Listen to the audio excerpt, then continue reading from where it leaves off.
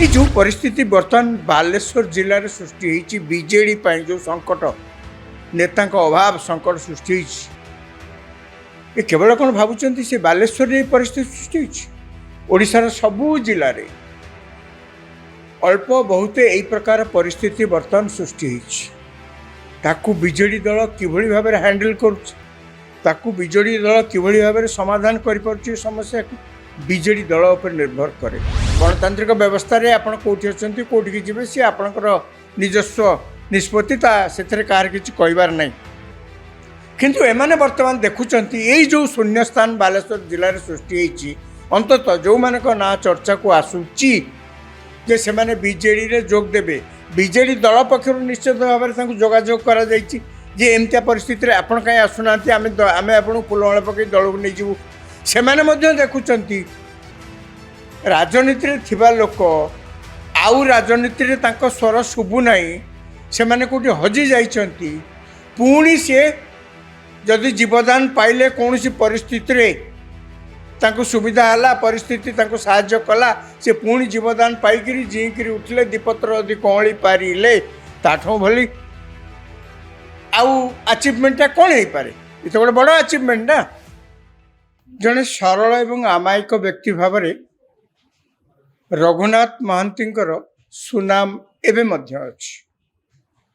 जो मैंने अति पाखरे देखी जो मैंने सब मीडिया लाइन में भुवनेश्वर अच्छा वर्ष वर्ष धरी जो मैंने सब पाखर देखी से माने तांकर राजनैतिक स्थिति जहाँ ना कहीं से निश्चित भाव में रघुनाथ महांती को प्रशंसा करेंगे। से मंत्री थिले एवं गोटे समय एमती गोटे परिस्थिति सृष्टि है सी गोटे पारिवारिक बद छंदी हो मंत्रिपद हरैया बसला पड़ा एवं तार किछि दिन परे दीर्घ वर्ष धरी जहाँ देखा जाउची से कह गले राजनीति प्राय उभे जाइछंती बालेश्वर से कहवाक गले गोटे समय अप्रतिद्वंदी नेता थिले तेबे जहाँ मु कहली से किसी वर्ष है उभे जाइछंती एबे हठात तांको ना चर्चा होउची तापर से बीजेडी दल रे मध्य आउ रहिलेनी एबे चर्चा होउची जे रघुनाथ महांती बीजेडी दल को पुणी फेरी आसिबे एवं तांको सांगरे मध्य बालेश्वर जिलार आउ जड़े नेता जीवन प्रदीप दास से मध्य बीजेडी दल रे आसिक खूब शीघ्र जोग देबे। किछ दिन तले जीवन प्रदीप दास बीजेपी सहित कह गले सबु संपर्क तुटे देइचंती ए सबुर कारण होउची निकट रे जो राज्यसभा निर्वाचन हेतिला एवं सही राज्यसभा निर्वाचन में बीजेपी समर्थित जड़े स्वाधीन प्रार्थी थे दिलीप राय तांकर समर्थकों को संख्या तांकु निर्वाचित करने यथेष्ट नथिले मध्य सी बीजेडी एवं कांग्रेस दलर जेहेतु तांकर मध्य व्यक्तिगत संपर्क अन्य मान सहित बहुत भल अच्छी तेणु से कांग्रेस आउ बीजेडी दलरू अनेक विधायकों समर्थन पाई राज्यसभा को निर्वाचित हेले एवं बीजेडी एवं कांग्रेस समर्थित जे स्वाधीन प्रार्थी थिले डॉक्टर दत्तेश्वर होता से हारिगले। या परे जो परिस्थिति बालेश्वर रे सृष्टि हैला राज्यसभा निर्वाचन को केंद्र करी प्रथम सेठी जे तांकर थिले विधायिका जे थिले बस्तार जे विधायिका थिले एवं बालेश्वर अंचल जड़े पुराणा बीजेडी नेता रविंद्र जेना से बीजेपी रे निर्वाचन पूर्व जोग देले तांको पत्नी सेठी विधायिका थिले से मध्य क्रॉस वोटिंग कहतु जहाँ हूँ से मध्य बीजेडी रे थाई क्रॉस वोटिंग करी मध्य से दिलीप राय को समर्थन जनइले ये सबू घंटा चक्ता भितर देखागला बीजेपी रे मध्य जे पुराना लोक से सब अच्छा तथा सेठिकार जे एमपी से यही सब घटना देखी से टिके बहुत असंतुष्ट हेले किंतु एबे देखा जाउची संवादपत्र जहाँ बाहर दिल्ली रे जाई रवींद्र जेना तांको भेटी तांको पुष्पगुच्छ देइकिरी तांकर सहयोग एवं सदिच्छा कामना करचंती। तेबे से जा हो राजनीति एमती रागरुषा लगी थाए पुणी से मिलामिशा हुंती बोलिकी आशा करा जाउची जहाँ कुआ जाउची दाबी करा आगु कौन हम न हम से तो पर कथा। यार भितर यही राग मिलामिशा यही राग द्वंद्व यार भितर जहाँ चर्चा होची जे रघुनाथ महांती एवं जीवन प्रदीप दास से समर्थकों सहित बीजेडी फेरी आसबे ये कथा उठिला कहीं। राज्यसभा इलेक्शन तो सरला जे जार दबा कथा जहाँ भोट देले ये माने हठात कौटी न थी आसी बीजेडी दल विषय आवश्यकता कौन पड़ा ये जहाँ सब है राज्यसभा निर्वाचन परिप्रेक्षी बालेश्वर जिले में देखागला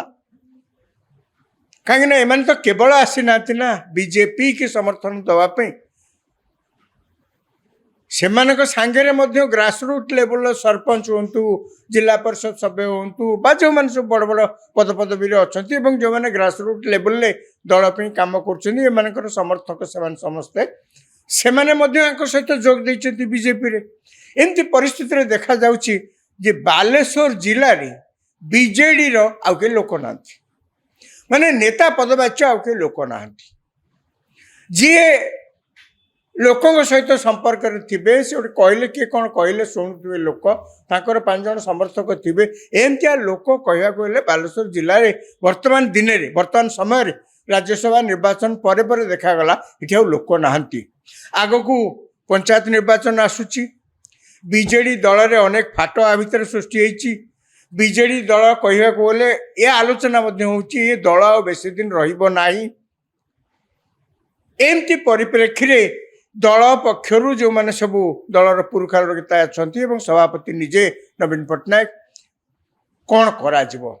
आलोचना करके कहले जो मैंने सब आमको छाड़ी चल जाइए पुराना लोक देखा से जदि आम चेष्टा करिया पुणी दल भर को फेरे आने ताले आमपाई लाभ हम कथार किसी भूल कथा नुहे। आउ नेता मैंने जिते गोटे दल छाड़ी आउ गोटे दल को जाती एवं से दल छाड़ी पुणी ए दल को आसती तो गोटे स्टक रिप्लाई सब थाए घर बाहुड़ा। तेणु जदि किए पचारती कहीं आपण मैंने ए दल थे सियाड़े कुआड़े गले से दल थे इाड़े कुआड़े गले से कहे घर बहुड़ा। ठीक अच्छे जार गणतांत्रिक व्यवस्था रे आपण कोठी अछंती कोठी की जिबे सी आपणकर निजस्व निष्पत्ति से कहार किछि कहबार नहीं। किंतु एमाने वर्तमान देखुचंती यही जो शून्य स्थान बालेश्वर जिले में सृष्टि होती अंततः जो मान ना चर्चा को आसूची जे से माने बीजेडी रे जोग देबे बीजेडी दल पक्षर निश्चित भाव में जोगाजोग करा जायछि जे एमतिया परिस्थिति आपण कहीं आसुना आम आपण फुलमाला पकई दल को नहीं जीवु से देखुचंती राजनीति थिबा लोक आउ राजनीति स्वर शुभु नहीं से माने कोठी हजि जाइछंती पुणी से जदि जीवदान पाइले कौन सी परिस्थिति रे तांको सुविधा हला परिस्थिति तांको साहाय्य कला से पुणी जीवदान पाइकिरी जीकिरी उठले दीपत्र यदि कौली पारिले ताठों भली